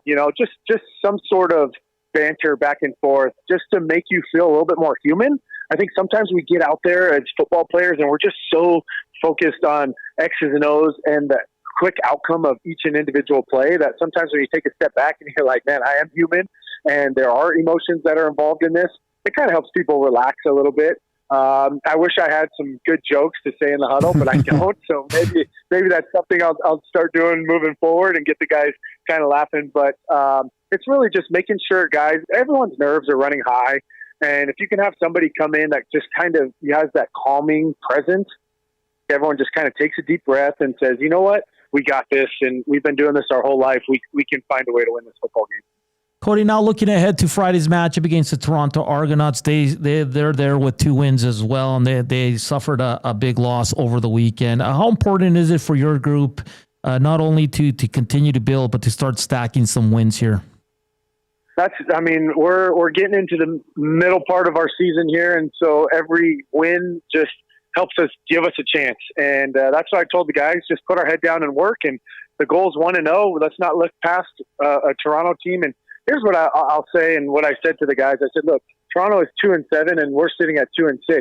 We in our room believe that we are a much better football team than 2-6, and they're saying the same thing over there, which I believe that they're a much better football team than 2-7. They're in a couple close games that go a different direction. Same thing with us, that you have more wins in the win column. So records don't indicate anything in this league, in my personal opinion. Everybody works under the same salary cap. Everybody has talented players. Each individual game is its own entity. So you have to go out and you have to play your best football on that given day in order to give yourself the best chance to win a football game. So Toronto's a very talented team. Their record, obviously, people want to talk about that, but their team in the last 4 years has won 2 Grey Cups and gone to the East Final in the other 2. And I'm very familiar with them because I was playing them for most of those. And I just know that team knows how to win. They got great coaching. They got great players. And so we're going to have our hands full, but you're exactly right. We have to stack wins. The time is now. And that's what I told the boys after the Montreal game. It's, the time is now. We have to start making a run and giving ourselves a chance to make a playoff push here for the end of the season.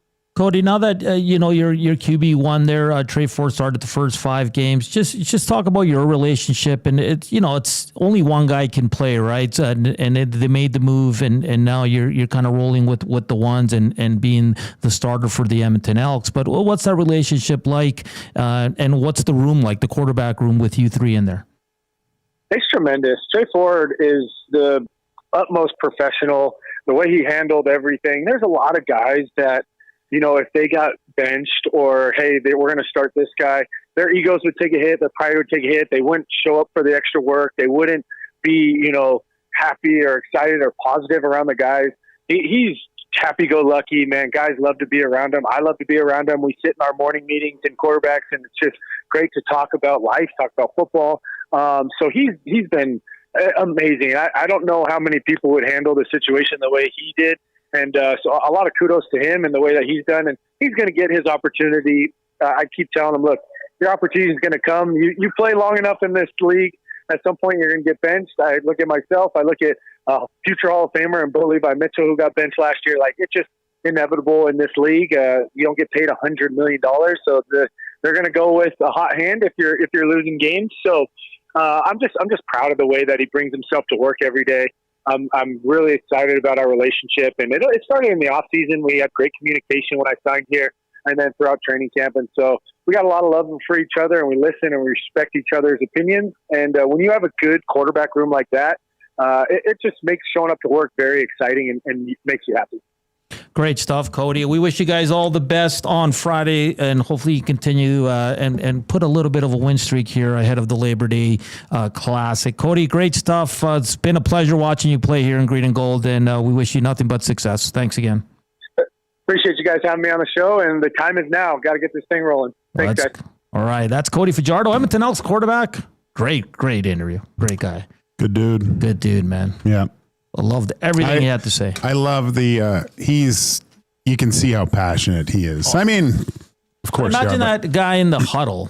That's why I wanted to see like that little final drive to get it done, right? Yeah. And he's been in the same situation 2 weeks in a row, essentially, right? And just to not have that anxiety, okay, here we are again, let's get it done, right? So that calming influence can mean the world in those types of situations. And I love what he had to say about their upcoming game, just about, the quarterback's room and how Trey's handled everything. It's not easy. And he included himself. Look at my career. Look at Bo Levi Mitchell. We've all been benched. Like, it's the CFL. We see that a lot. But we got to get out as Reed Wilkins, J. Milne coming up from 3 to 6. Big shout out to Sean East from the Edmonton Stingers. They're back in action on Thursday in the West play-in game against the Calgary Surge, 7:30. And big shout out to the Edmonton Elks, Michael Curry, for setting up Edmonton Elks starting quarterback Cody Fajardo.